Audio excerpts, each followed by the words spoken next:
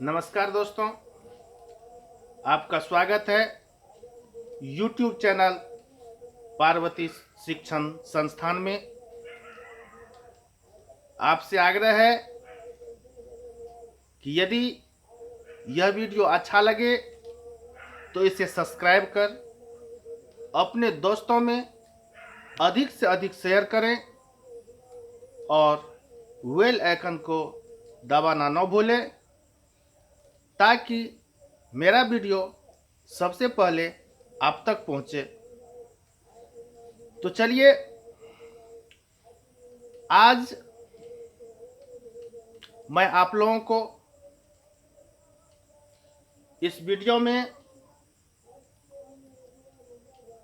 BTC गणित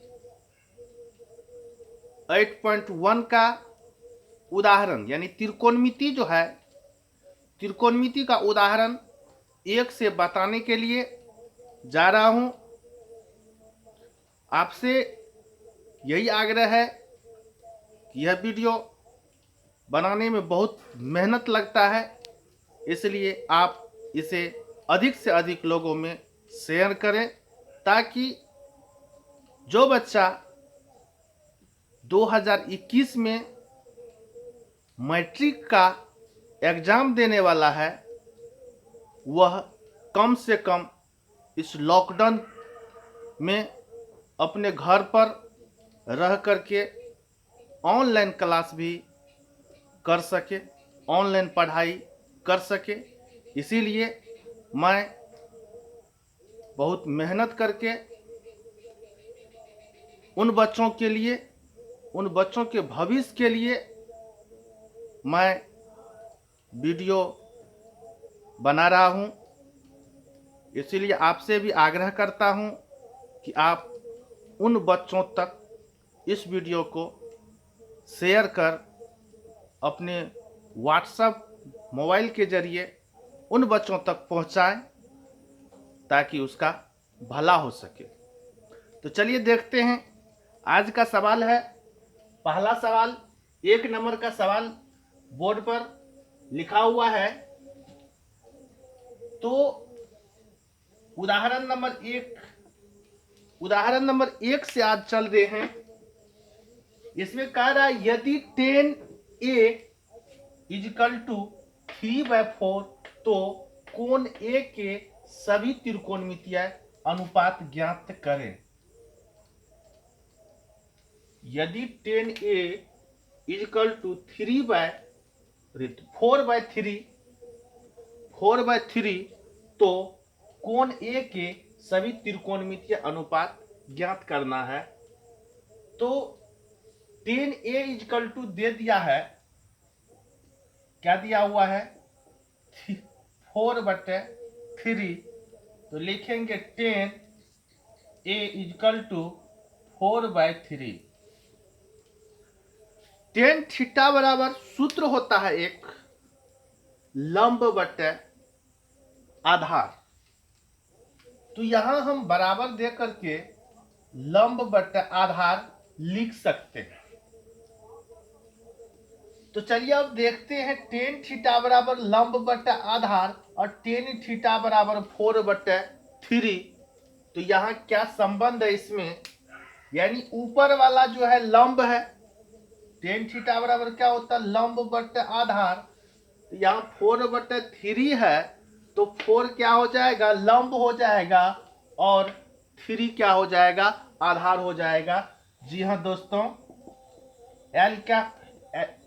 L is equal to क्या हो जाएगा 4 और A इजकल टू हो जाएगा 3। तो हमें कर्ण ज्ञात करना है।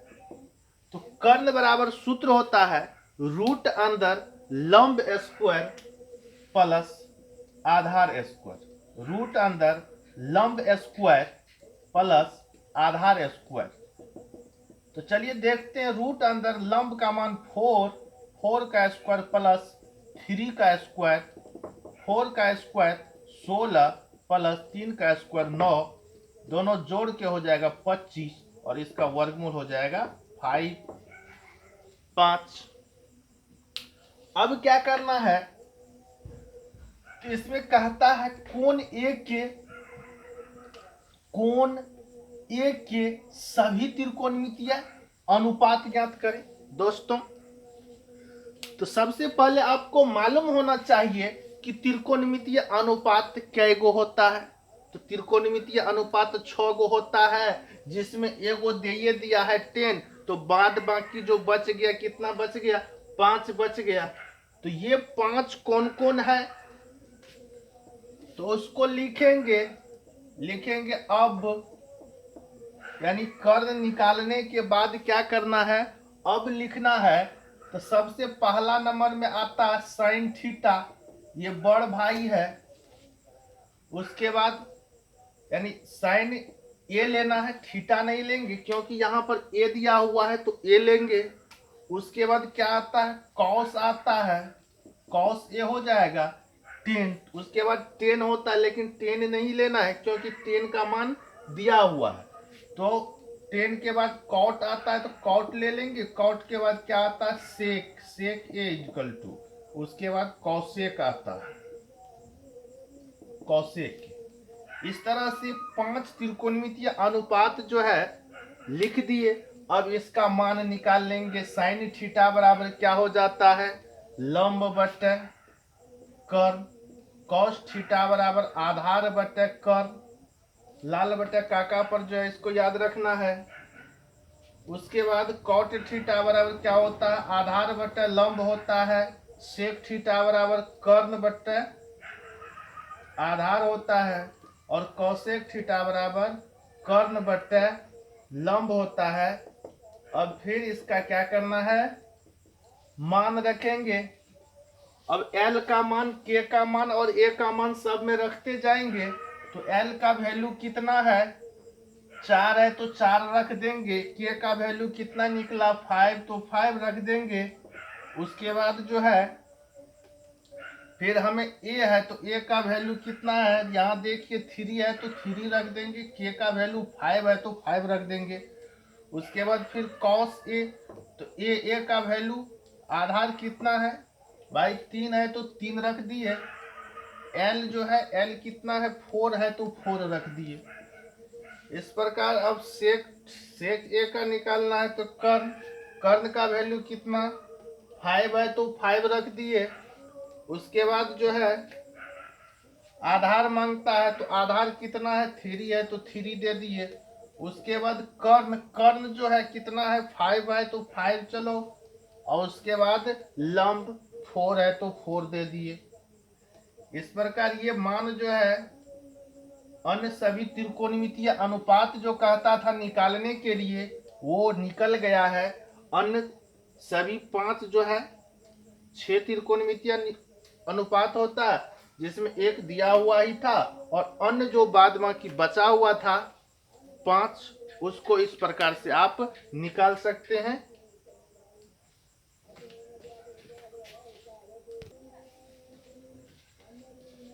चलिए अब दूसरा नंबर सवाल देखते हैं। दूसरा नंबर सवाल क्या है, यदि कोण B और कोण Q ऐसे न्यून कोण हो जिसमें कि साइन B बराबर साइन Q, तो सिद्ध करना है कि कोण B बराबर कोण Q।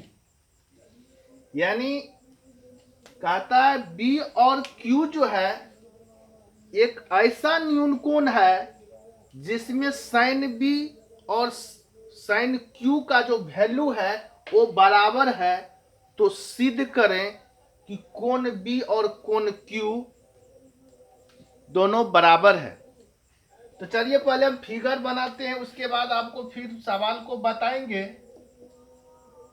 तो फिगर देखिए, इस तरह से फिगर है दिया हुआ। इसमें कहता है कि ये B और ये Q, यानी कि आप भी जानते हैं कि समकोण त्रिभुज में 2 गो न्यून कोण होता है। समकोण त्रिभुज में 2 न्यून कोण होते हैं और एक 90 डिग्री का कोण होता है। तो ये दोनों न्यून कोण बराबर है, ये दिखाने के लिए हमें कहा जा रहा है, यानी कि कोण बी और कोण क्यू हमें सिद्ध करना है। दिया हुआ है साइन बी बराबर साइन क्यू, यानी कि साइन बी और साइन क्यू का वैल्यू बराबर हो तो कोण बी और कोण क्यू बराबर होगा, ऐसा दिखाने के लिए कहता है। तो चलिए देखते हैं। मान लेते हैं, माना कि त्रिभुज ए बी क्यू एक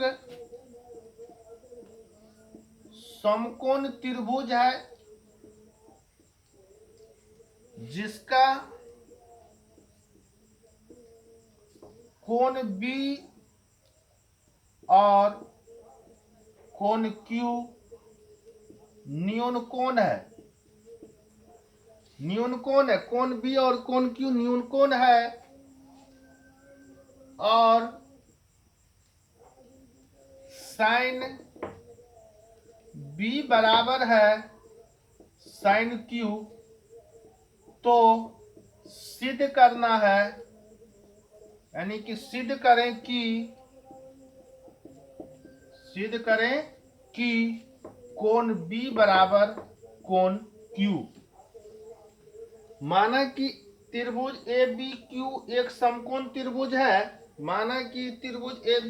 एक समकोण त्रिभुज है जिसका कोण बी और कोण क्यू न्यून कोण है, कोण बी और कोण क्यू न्यून कोण है, और साइन बी बराबर साइन क्यू। तो सिद्ध करें कि कोण बी बराबर कोण क्यू, ये सिद्ध करना है। तो चलिए दिया है क्या दिया हुआ जी, साइन बी बराबर साइन क्यू, इसको समीकरण मान लेंगे एक। अब साइन बी बराबर वैल्यू निकालेंगे, साइन बी बराबर, चलिए देखिए इस कोण के लिए ये हो जाएगा लंब, ये हो जाएगा आधार, कर्ण फिक्स रहता, कर्ण बदलता नहीं है। तो यहां से अगर हम बी कोण के लिए इसका वैल्यू निकालेंगे तो क्या हो जाएगा, इस कोण के लिए लंब साइन थीटा बराबर लंब बटे कर्ण होता है। तो इस कोण के सामने वाला भुजा ए क्यू, तो ए क्यू बटे कर्ण बी क्यू, इसको समीकरण 2 मान लेना है। फिर जो है साइन क्यू बराबर निकालना है इस कोण के लिए, साइन क्यू ये है, इस कोण के लिए निकालेंगे तो क्या हो जाएगा, इस कोण के सामने वाला भुजा ये क्या हो जाएगा लंब, तो क्या हो जाएगा ए बी बटे कर्ण होता है साइन थीटा बराबर लंब बटे कर्ण, तो कर्ण भाई ये है तो ये दे देंगे, बी क्यू दे दिए और समीकरण मान लिए 3। अब क्या करना है, तो समीकरण 2 और 3 का जो मान है उस समीकरण 1 में रख देंगे, ठीक है। तो लिखेंगे समीकरण 1 में समीकरण 2 और 3 का मान रखने पर क्या लिखना है, समीकरण 1 में समीकरण 2 और 3 का मान रखने पर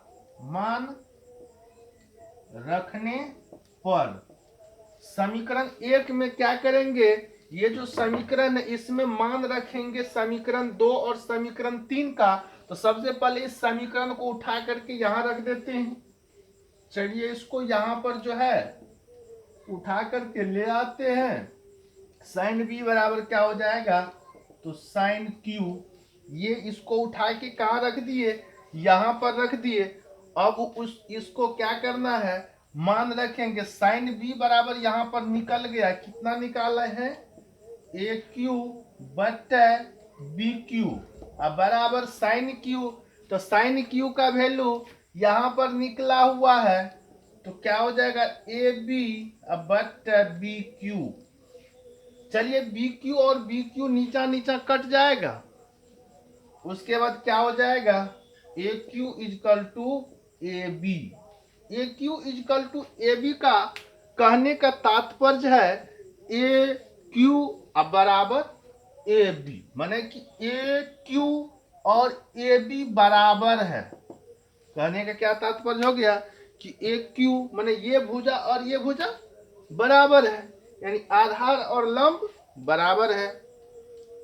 तो आप 9th क्लास में पढ़े होंगे कि यदि समकोण त्रिभुज में आधार और लंब बराबर हो तो दोनों न्यून कोण बराबर होते हैं। जी हाँ, समकोण त्रिभुज में दो न्यून कोण होता है, यह भी बात आप जानते हैं।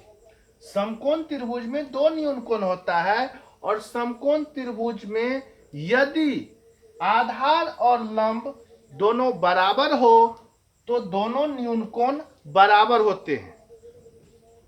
तो चलिए यहां पर यदि ये भुजा और ये भुजा बराबर है, यानी कि आधार और लंब बराबर है, तो ये दोनों कोण यानी दोनों न्यून कोण क्या हो जाएगा, बराबर हो जाएगा। तो लिखेंगे कोण अतः कोण B बराबर कोण Q PVD प्रूव्ड हो गया।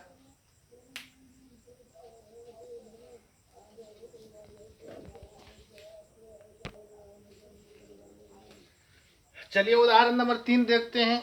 उदाहरण नंबर 3 में दिया हुआ है त्रिभुज ABC लीजिए, त्रिभुज ABC लीजिए जिसका कोण C समकोण है, जिसमें AB बराबर 29 इकाई, BC बराबर 21 इकाई और कोण ABC बराबर थीटा। तो निम्नलिखित का मान ज्ञात करें। निम्नलिखित का मान ज्ञात करना है। दिया हुआ है एक समकोण त्रिभुज, एक समकोण त्रिभुज जिसका कोण C समकोण है। कौन सा कोण समकोण है, तो C समकोण है, जिसमें AB और BC यानी दो भुजा दे दिया गया है। तो त्रिभुज में 3 भुजा होता है, 2 भुजा दे दिया, एक भुजा निकाल लेंगे, उसके बाद साइन कॉस पर बैठा करके इसका मान आराम से निकाल लेंगे। तो चलिए देखते हैं कैसे निकालेंगे इसका मान। तो सबसे पहले एक त्रिभुज बनाना पड़ेगा। इस त्रिभुज में कौन सा कोण समकोण है, तो C समकोण है। तो बच गया अब A और B। A यहां लिख देते हैं और B यहां लिख देते हैं। AB बच गया तो AB को लिख दिए।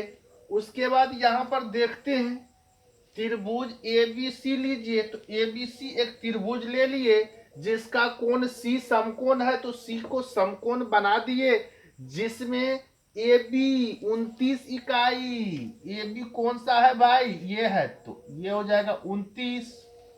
उसके बाद BC 21 इकाई है, BC बराबर 21 है, तो 21 दे देते हैं। बच गया हमको ये भुजा, नहीं AC, AB दे दिया कितना 29 और BC 21। अब बच गया AC को निकालना है। तो चलिए AC इजकल टू रूट अंदर क्या होगा जी, तो देखते AC है क्या, AC लंब खड़ा है, तो इसीलिए इसको लंब बोल देंगे। यहां पर ये कोण भी दिया हुआ थीटा, यहां पर कोण ABC, ये कोण भी थीटा दिया हुआ है। तो ये मान लेते ये क्या है, लंब, माने कि AC निकालना है तो लंब निकालना है तो कर्ण स्क्वायर माइनस आधार स्क्वायर होगा, क्योंकि ये सूत्र ही होता है। तो AC बराबर क्या हो जाएगा, रूट अंदर कर्ण का स्क्वायर यानी AB का स्क्वायर माइनस BC का स्क्वायर हो जाएगा। अब रूट अंदर AB का स्क्वायर 29 माने यानी 29 का स्क्वायर हो जाएगा, माइनस BC है, तो BC कितना है भाई 21, तो 21 का स्क्वायर। अब चलिए देखते हैं क्या होता है। अब 29 कहाँ करेंगे, यानी 29 का स्क्वायर करना है। तो 29 का यदि आप स्क्वायर करोगे तो कितना हो जाएगा, या नहीं तो इसे A square minus B square पर भी आराम से बैठा सकते हैं। यदि स्क्वायर नहीं करना है आपको यहाँ देखते ए स्क्वायर और माइनस बी स्क्वायर, तो ए स्क्वायर माइनस बी स्क्वायर बराबर क्या होता है, ए प्लस बी इंटू ए माइनस बी। तो चलिए इसको दूसरे तरह से ही बना देते हैं, तो ए प्लस बी इंटू ए माइनस बी। अब चलिए यहाँ क्या हो जाएगा, इसको जोड़ेंगे, 0 का 0, 2 1 3, 9 1 10 के 0, 2 2 4 1 5 हो जाएगा यहाँ। उसके बाद फिर गुणना, इसमें से ये घटेगा, इसमें से ये घट जाएगा तो कितना हो जाएगा 8। उसके बाद इसमें से ये घटेगा तो कुछ नहीं होगा। तो चलिए अब क्या हो जाएगा, यहाँ पर गुना करके 8 पंच 40 होता है, और ये 0 बैठा देंगे तो कितना हो जाएगा, 400 हो जाएगा। 400 का वर्गमूल कितना होता है भाई, 20 होता है।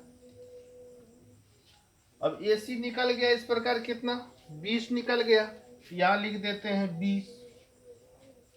अब हमको क्या करना है, उस पर जाएंगे, तो जो दिया हुआ था उससे हम ये भुजा निकाल लिए, माने AC निकाल लिए। अब इस त्रिभुज का हमें तीनों भुजा मालूम है, यानी आधार लंब और कर्ण मालूम है, आधार लंब और कर्ण मालूम है।